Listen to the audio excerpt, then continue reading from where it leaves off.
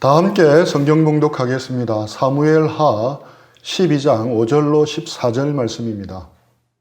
다윗이 그 사람으로 말미암아 노하여 나단에게 이르되 여호와의 살아계심을 두고 맹세하노니 이 일을 행한 그 사람은 마땅히 죽을 자라. 그가 불쌍히 여기지 아니하고 이런 일을 행하였으니 그 양새끼를 4배나 갚아주어야 하리라 한지라. 나단이 다윗에게 이르되 당신이 그 사람이라. 이스라엘의 하나님 여호와께서 이와 같이 이르시기를 내가 너를 이스라엘 왕으로 기름 붓기 위하여 너를 사울의 손에서 구원하고 내 주인의 집을 내게 주고 내 주인의 아내들을 내 품에 두고 이스라엘과 유다 족속을 내게 맡겼느니라. 만일 그것이 부족하였을 것 같으면 내가 내게 이것저것을 더 주었으리라. 그러한데 어찌하여 내가 여호와의 말씀을 업신여기고 나 보기에 악을 행하였느냐. 내가 칼로 햇사람 우리아를 치되 암몬 자손의 칼로 죽이고 그의 아내를 빼앗아 내 아내로 삼았도다. 이제 내가 나를 업신여기고 햇사람 우리아의 아내를 빼앗아 내 아내로 삼았은즉 칼이 내 집에서 영원토록 떠나지 아니하리라 하셨고 여호와께서 또 이와 같이 이르시기를 보라 내가 너와 내 집에 재앙을 일으키고 내가 내 눈앞에서 내 아내를 빼앗아 내 이웃들에게 주리니 그 사람들이 내 아내들과 더불어 백주에 동침하리라. 너는 은밀히 행하였으나 나는 온 이스라엘 앞에서 백주의 이 일을 행하리라 하셨나이다 하니 다윗이 나단에게 이르되 내가 여호와께 죄를 범하였노라 하매 나단이 다윗에게 말하되 여호와께서도 당신의 죄를 사하셨나니 당신이 죽지 아니하려니와 이 일로 말미암아 여호와의 원수가 크게 비방할 거리를 얻게 하였으니 당신이 낳은 아이가 반드시 죽으리이다 하고. 아멘. 미국의 한 중학교에서 있었던 일입니다. 이 학교 여학생들은 화장실에 있는 거울에 자신의 립스틱 입술 자국을 남기는 것을 틱톡 챌린지 하는 것처럼 즐기고 있었습니다. 학생들은 재미로 하는 일이었지만 매일 화장실을 청소해야 하는 분들은 그 자국을 지우느라 여간 고역이 아니었습니다. 이에 지혜로운 교장 선생님이 나섭니다. 사전에 청소하시는 아주머니와 합을 맞추고 모든 여학생들을 화장실로 부릅니다. 먼저 거울에 있는 이런 입술 자국 때문에 청소하는 분들이 얼마나 고생하는지를 설명해 주었습니다. 그리고 나서는 직접 청소하는 분이 거울을 닦아보도록 했습니다.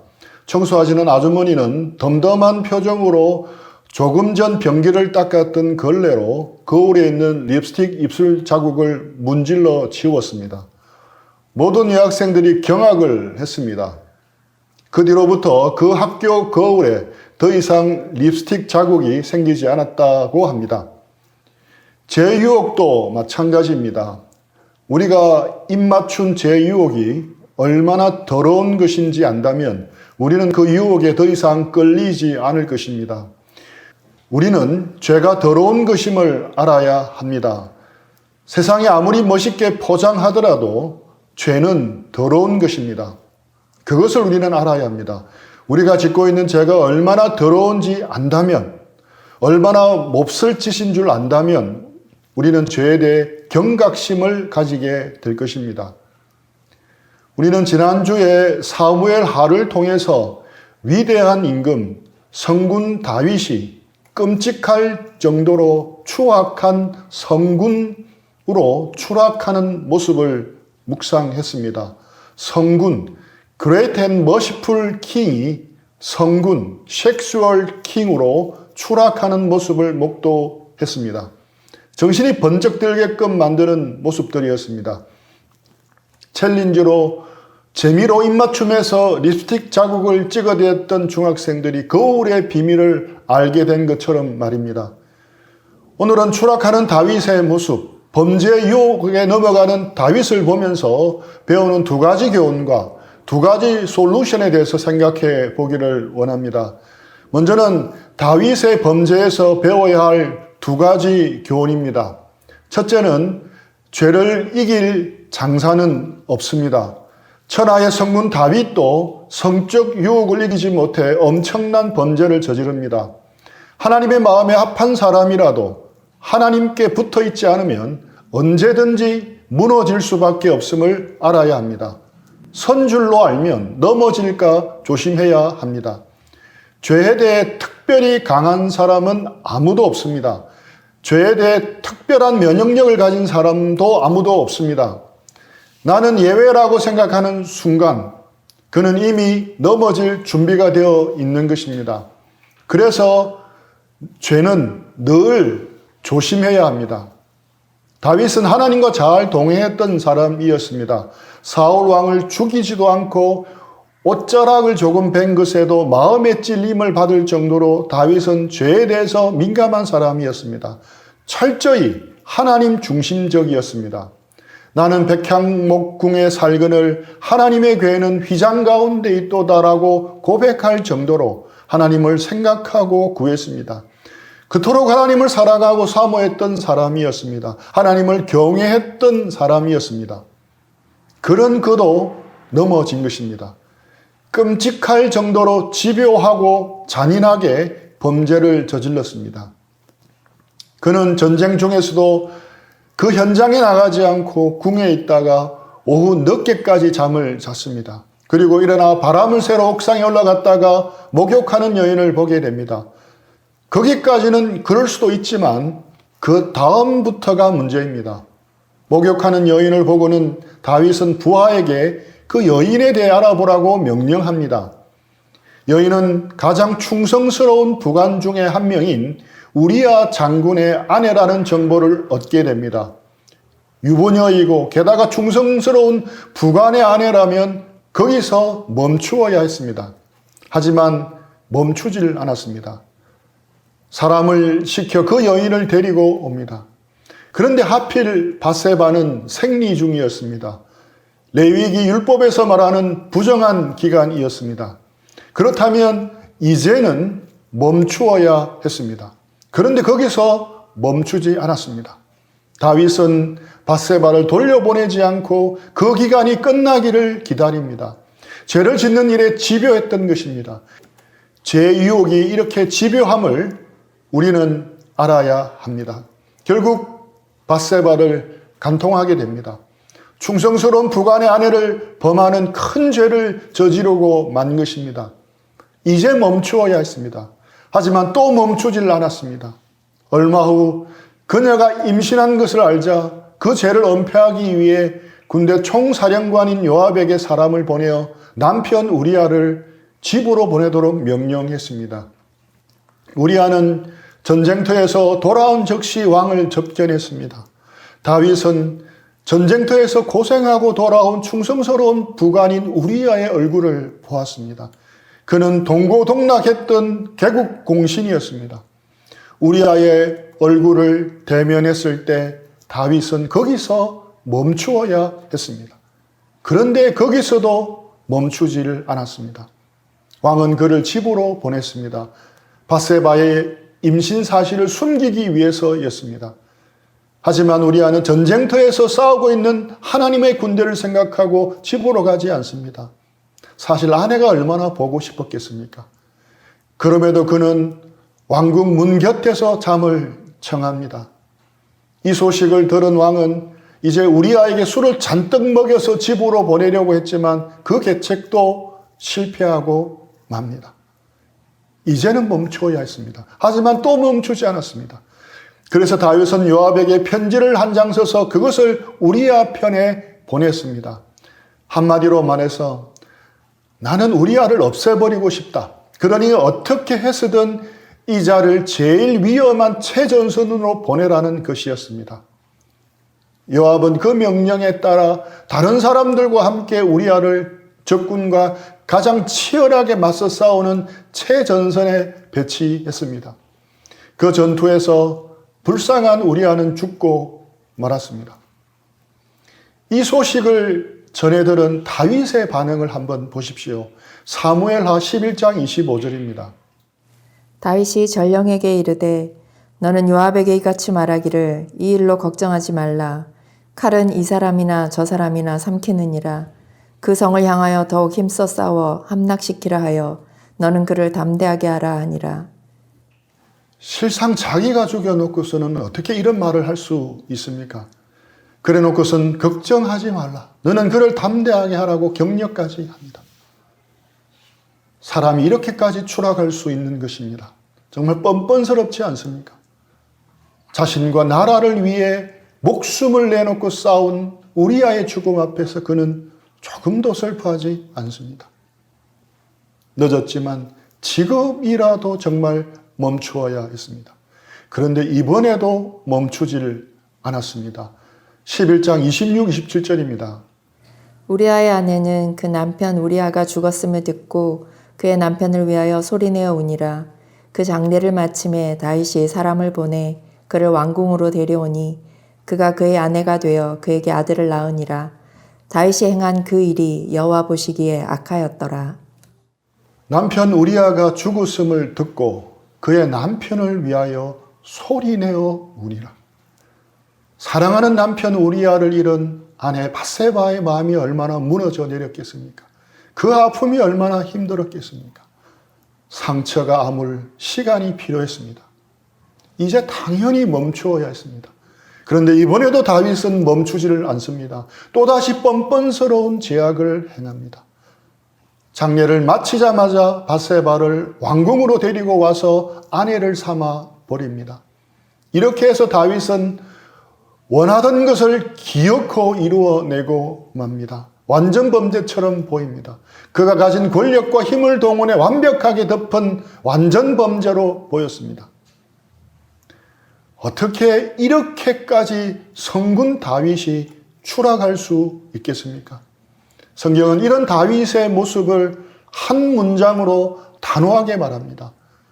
다윗이 행한 그 일이 여호와 보시기에 악하였더라. 죄를 이길 장사는 없습니다. 죄 앞에서 버텨낼 장사는 없습니다. 다윗은 거대한 거인 골리앗은 이겨냈지만 가냘픈 여인의 유혹 앞에서는 무너졌습니다. 다윗은 광야의 고난은 이겨냈지만 왕궁의 부유한 일상 앞에서는 무너져 내렸습니다. 성경을 보면 한 사람의 죄악에 대해서 이렇게 자세하게 기록되어 있는 경우는 다윗이 유일합니다. 다윗이 범죄하는 모습은 사무엘하 11장과 12장에 너무도 상세하게 기록되어 있습니다. 큰 범주에서 보면 사무엘하 나머지 부분도 다윗의 죄악으로 말미암는 결과를 다루고 있으니 그 양이 대단하다 할 수 있습니다. 이렇게 많은 분량을 두고 기록한 이유가 무엇이겠습니까? 죄에 대해 경각심을 가지라는 것입니다. 천하의 다윗이 그랬다면 우리는 얼마든지 그럴 수 있습니다. 그래서 경각심을 가져야 합니다. 지나칠 정도로 조심해야 마땅합니다. 다윗의 범죄에서 배워야 할 교훈 두 번째는 죄는 반드시 대가가 따른다는 것입니다. 다윗은 하나님께서 선지자 나단을 보내실 때까지 아무렇지도 않은 듯 지내고 있었습니다. 그러던 어느 날 나단이 와서 왕에게 말했습니다. 슬픈 일을 하나 말씀드리겠습니다. 임금님의 나라에 두 사람이 있었는데 한 사람은 부자이고 양과 소가 매우 많았습니다. 그리고 한 사람은 가진 것이라고는 작은 암양 새끼 하나밖에 없는 매우 가난한 사람이었습니다. 그러니 암양 새끼를 몹시 애지중지했습니다. 그런데 어떤 사람이 부자의 집을 방문하자 부자는 손님을 위해 자기 양을 잡는 대신 가난한 사람의 암양 새끼를 잡아서 요리를 했습니다. 그래서 그 가난한 사람은 비탄에 잠겼습니다. 이 말을 듣던 다윗은 화를 버럭 내며 말했습니다. 이런 비열한 짓을 한 자를 즉각 처단하시오. 그때 나단이 그의 말을 가로막으며 말했습니다. 당신이 바로 그 사람입니다. 나단의 강력한 도전이었습니다. 비유를 사용해서 다윗의 죄악에 강력한 일침을 가한 것입니다. 그런데 다윗이 어떻게 반응합니까? 다윗은 나단 선지자의 말을 무시할 수도 있었습니다. 일개의 선지자 나부랭이가 어느 면전인 줄도 모르고 내게 감히 그런 말을 짓거리다니 하면서 선지자 나단을 쥐도새도 모르게 없애버릴 수도 있었습니다.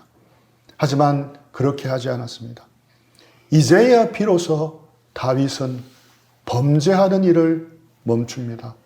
그리고 고백합니다. 12장 13절입니다. 다윗이 나단에게 이르되 내가 여호와께 죄를 범하였노라 하매 나단이 다윗에게 말하되 여호와께서도 당신의 죄를 사하셨나니 당신이 죽지 아니하리니와. 제가 하나님 앞에 범죄했습니다. 라고 하나님 앞에 무릎을 꿇습니다. 그리고 철저하게 하나님 앞에서 마음을 찢고 애통하면서 회개합니다. 그때의 심정을 기록한 글이 시편 51편입니다. 하나님은 회개하는 다윗의 죄악을 용서해 주셨습니다. 도저히 회복될 것 같지 않았던 상황이었지만 다윗이 철저하게 회개했을 때 다시 회복되기 시작합니다. 아들의 죽음을 받아들입니다. 하나님의 주권을 받아들인 것입니다. 그리고 우리아의 아내에게서 다윗의 아내 밧세바로 성경의 호칭이 바뀝니다. 또 밧세바를 통해 아들 솔로몬을 허락하십니다. 하나님은 솔로몬에게 하나님께서 사랑하시는 아들이라는 특별한 호칭까지 지어주십니다. 다윗은 다시 전쟁에 나가 암몬의 라빠성을 점령합니다. 다시 본래의 위치로 돌아온 것입니다. 이처럼 아무리 큰 죄악이라도 온전히 회개하고 돌아서면 하나님은 용서하시고 회복의 여정을 걷게 하십니다. 우리가 범죄하면 안 되겠지만 범죄했을 때 꼭 기억해야 할 사실입니다. 그때 우리가 뻔뻔스럽게 주장해도 될 하나님의 인자하심과 은혜입니다. 하지만 그게 다가 아닙니다. 우리가 잊지 말아야 할 사실이 있습니다.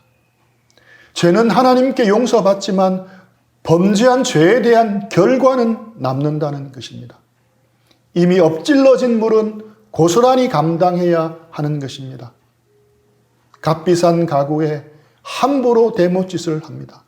물론 나중에 그 대못을 뽑을 수는 있지만 가구에는 못자국이 반드시 남습니다. 이처럼 죄는 용서받지만 죄가 가져오는 영향과 결과는 남는 것입니다. 다윗도 죄를 용서받았지만 죄가 가져오는 영향과 결과는 고스란히 받아야만 했습니다. 10절에 칼이 내 집에서 영원히 떠나지 아니하리라고 말씀합니다. 사무엘하 12장 이후의 스토리를 따라가면 다윗의 집에 칼이 떠나지 않는다는 것이 무엇을 의미하는지를 분명 알 수 있습니다. 또 11절에 내가 내 눈앞에서 내 아내를 빼앗아 내 이웃들에게 주리니 그 사람들이 내 아내들과 더불어 백주에 동침하리라 말씀합니다. 실제로 반역한 아들 압살롬에 의해 다윗의 후궁들이 공개적으로 겁탈당하는 일이 벌어집니다. 또 14절에 당신이 낳은 아이가 반드시 죽으리다 라고 말씀합니다. 밧세바와의 사이에 낳은 아이가 죽는 일이 벌어집니다. 또한 다윗의 파렴치한 범죄를 목도한 자식들에게도 아주 나쁜 본을 보인 부모가 됩니다. 이런 본을 보고 자란 다윗의 자식들에게는 데자뷰처럼 다윗의 모습이 보입니다. 다른 여자를 겁탈한 사람도 있었고 자신처럼 다른 사람을 살인한 사람도 생겼습니다. 물론 부모가 잘못했다고 자식도 다 잘못된다는 말은 결코 아닙니다. 하지만 안 좋은 영향을 미치는 것은 분명합니다. 다윗의 이 범죄는 분명 그의 인생에서 변곡점이었습니다. 급격하게 상승 곡선을 타던 인생 그래프가 사무엘하 11장 12장의 범죄 사건으로 말미암아 변곡점을 맞이합니다. 다윗의 범죄 이후 기울기의 부호가 마이너스로 바뀌어서 급격하게 하강 곡선으로 바뀌게 됩니다. 죄는 용서받아도 죄에 대한 영향은 항상 남는다는 것을 기억해야 합니다. 죄를 짓고 자백하고 회개하면 되겠지 하는 얄팍한 마음으로 죄를 경홀히 여기는 죄를 범해서는 안 됩니다. 이것을 우리가 명심할 때 우리는 죄에 대해 경각심을 가질 수 있습니다. 그렇다면 이런 죄를 이기기 위한 솔루션은 무엇입니까? 다윗의 삶을 보면서 죄를 이기는 삶을 사는 솔루션 두 가지를 말씀드리겠습니다. 첫째, 예배의 회복입니다. 예배가 무엇입니까? 하나님을 만나는 시간입니다. 하나님을 만나는 예배를 올바로 드리면 나타나는 것이 있습니다. 미처 깨닫지 못하고 있던 죄에 대한 자각이 생깁니다.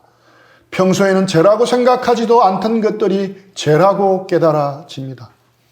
죄인 줄 알고 있었지만 미적거리던 것들이 견딜 수 없는 고통으로 여겨지는 것입니다. 이사야가 성전에서 하나님을 만났을 때 어떤 반응을 보였습니까? 오늘 예배가 참 은혜가 되었습니다. 오늘 예배가 참 좋았습니다. 이 정도로 끝나지 않았습니다. 화로다, 망하게 되었도다. 나는 입술이 부정한 사람이고 입술이 부정한 백성 중에 거주하면서 만군의 여호와이신 왕을 배웠구나 하면서 자신의 죄에 대한 각성 때문에 두려워 떨었습니다. 누가복음 5장에서 베드로도 만선의 경험을 한 후 예수님이 주님이신 것을 비로소 깨닫고 난 뒤에 주님 앞에 고백합니다. 주여 나를 떠나소서 나는 죄인이로소이다. 이것이 예배입니다. 우리가 정말 예배를 제대로 드린다면 죄에 대해 애통하는 마음이 생깁니다. 부산대에서 사역할 때 갓 예수님을 믿은 한 형제가 고민을 털어놓았습니다. 중간고사에서 한 과목을 컨닝했다는 것입니다. 교수님도 모르고 과 친구들도 모르고 아무도 모르는 일이라고 했습니다. 그런데 말씀을 보며 기도하면서 예배드리는 가운데 그 일로 인해 근심하고 괴롭다고 고백했습니다. 고민 끝에 결단을 하고 그 형제는 교수님을 찾아가서 사실대로 말씀드렸습니다. 그 결과 중간고사 점수가 0점 처리되었고 나중에 F학점을 받았습니다. 그 형제가 그렇게 할 수밖에 없었던 것은 예배 드릴 때마다 성령께서 주시는 근심이 너무 괴로웠기 때문입니다. 이것이 참 예배입니다. 예배는 말씀과 기도로 하나님을 만나는 시간입니다. 그것을 통해 우리는 우리가 미처 깨닫지 못했던 죄, 미적거리고 있는 죄에 대해 각성하고 미워하는 마음을 가지게 되는 것입니다. 이것이 죄를 이기게 하는 힘인 것입니다. 케니록 목사님이 지은 리스크라는 책에 보면 성 문제로 목회를 중단한 246명의 목사들이라는 연구의 결과를 소개하고 있습니다. 그들에게는 4가지 공통점이 있었습니다. 첫째, 경건의 시간이 이미 무너져 있었습니다. 둘째, 책임의식이 없었습니다. 셋째, 자신은 여성을 단독으로 상대해도 문제가 없다고 자신했습니다. 넷째, 자신에게는 그런 일이 절대로 일어나지 않을 것이라고 생각했습니다. 가장 먼저 언급되고 있는 것이 무엇입니까? 무너진 경건의 시간이었습니다. 주님과의 교제가 무너진 것입니다. 예배가 무너진 것입니다. 이들이 목사라서 매주 예배는 드리기는 했지만 마음을 다해 드리지 못한 것입니다. 그것이 시발점이었습니다.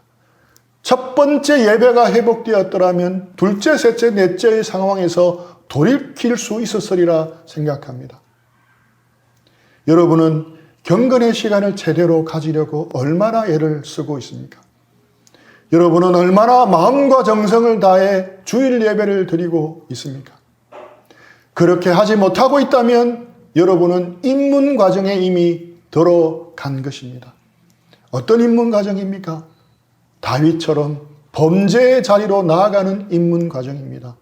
서서히 진행되기 때문에 우리가 늘 눈치를 잘 못 챕니다. 4분기 선정도서 C.S. 루이스가 쓴 스크루테이프의 편지에 보면 이런 내용이 있습니다. 조카 워무드, 사람들을 유혹할 때 큰 죄를 짓게 하지 마라. 대신 사소한 작은 죄를 반복해서 짓게 해라. 기억해라. 너의 가장 중요한 임무는 사람들이 갑작스런 전환점을 느끼지 못하게 획기적인 사건도 없이 완만한 경사에서 가벼운 발걸음으로 걷듯이 죄를 자연스럽게 짓게 하는 거란다. 아무리 작은 죄들이라도 그것들이 자꾸 쌓이면 사람은 빛으로부터 멀어지게 되고 공허함 속으로 들어가게 되어 있단다. 사탄은 우리가 한 번에 큰 범죄를 저지르게 만들지는 않습니다.